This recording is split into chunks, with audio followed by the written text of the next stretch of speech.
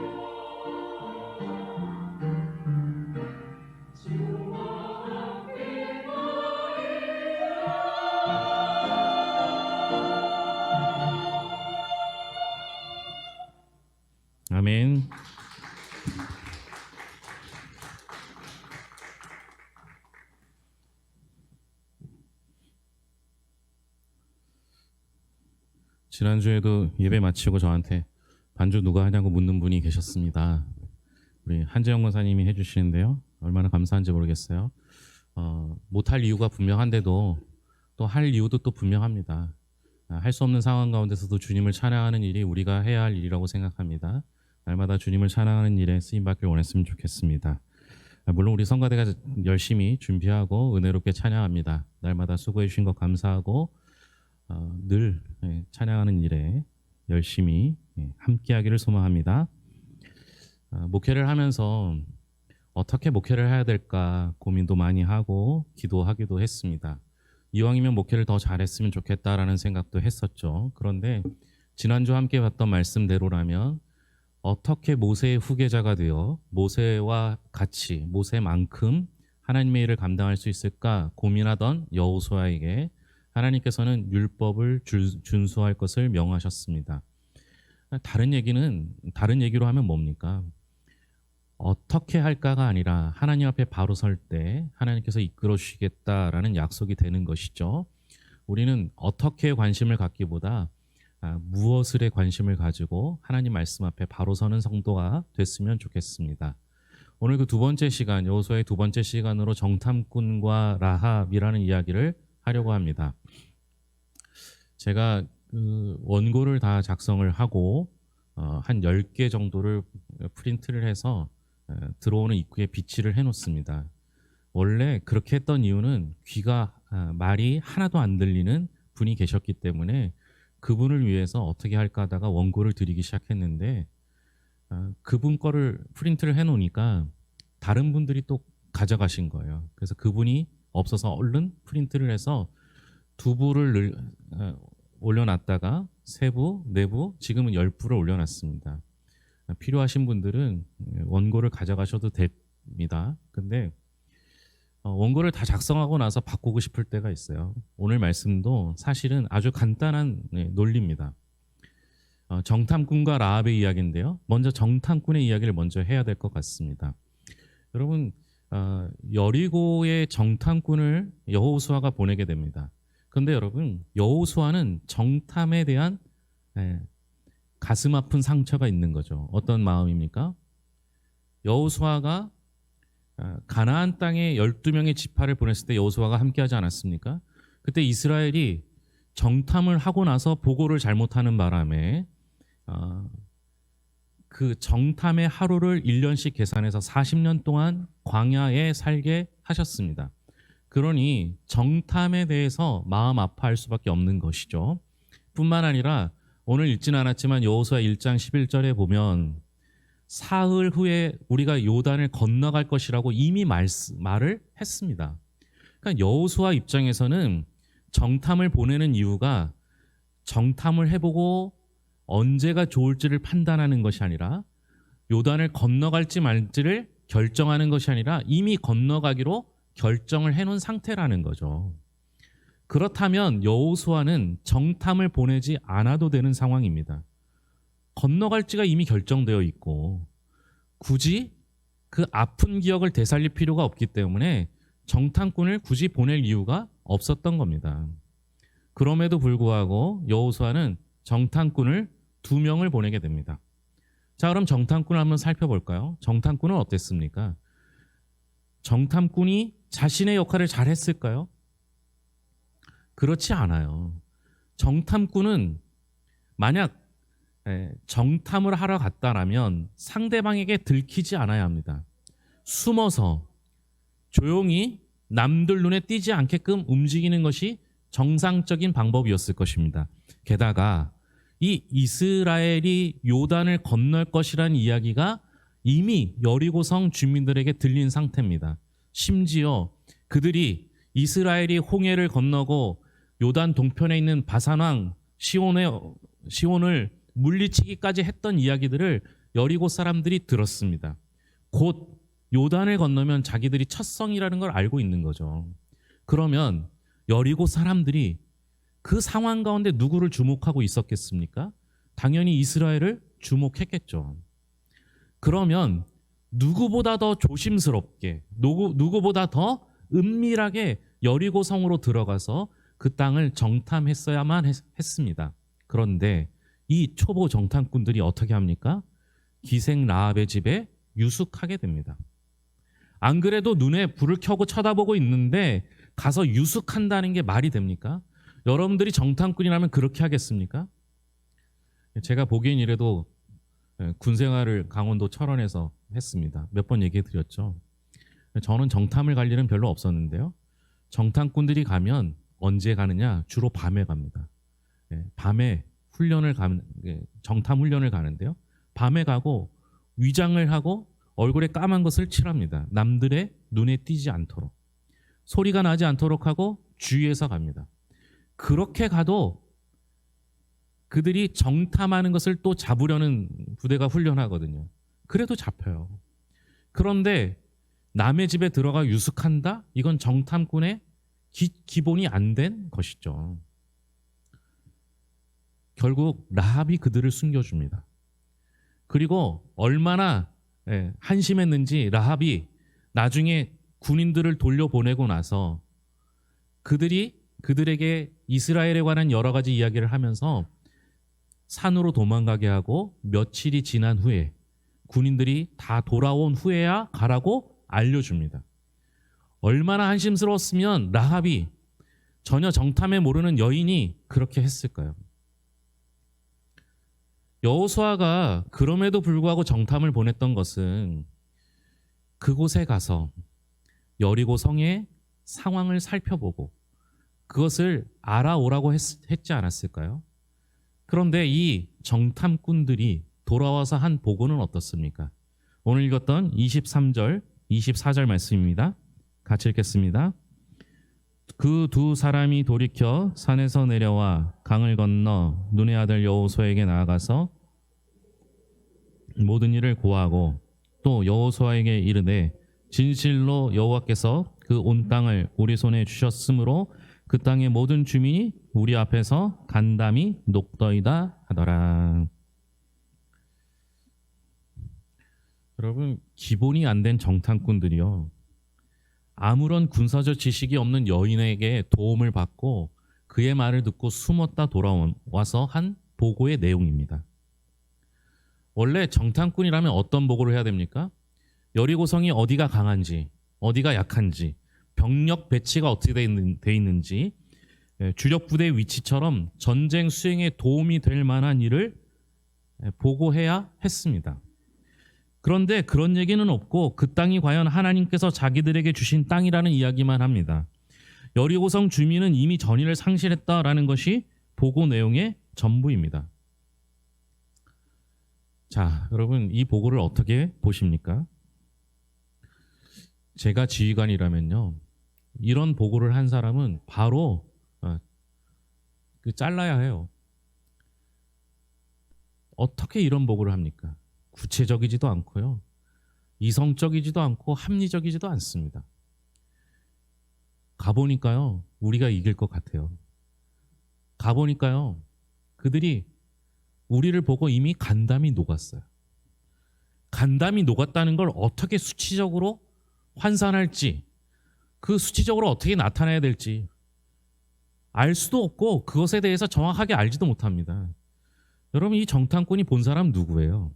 여리고성 들어가서 만난 사람 누구예요? 라합 한 명밖에 없어요.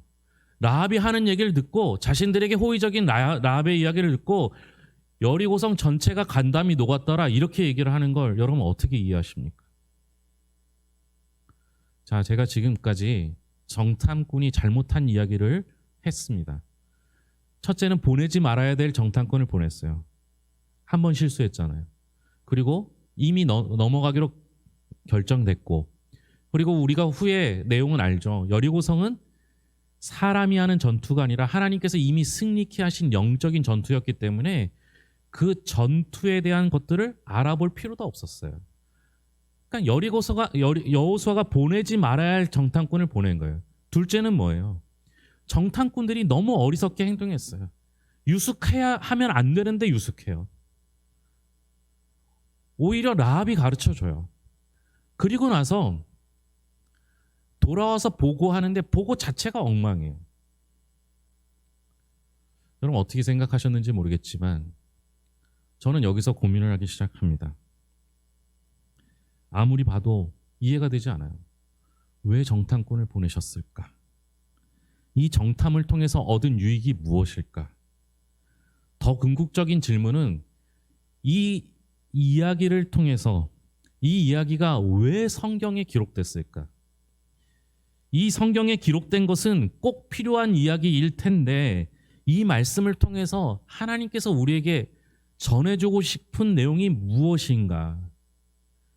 이 수많은 질문을 답을 찾다 보면 어떤 결론에 이르게 됩니까? 정탐꾼을 통해서 유익을 얻은 게 하나도 없어요. 이 정탐꾼을 통해서 이스라엘 백성의 전투나 가나안 전투에 유익을 얻은 게 없다고요. 그런데도 왜 보내셨고 왜 성경에 기록했을까? 이 질문에 대해서 반복적으로 질문하다 보면 결론은 하나로 집중됩니다. 무엇일까요? 라합이에요. 라합. 더 정확하게 말씀드리자면 라합을 살리고자 했던 하나님의 의도가 들어가 있는 거예요.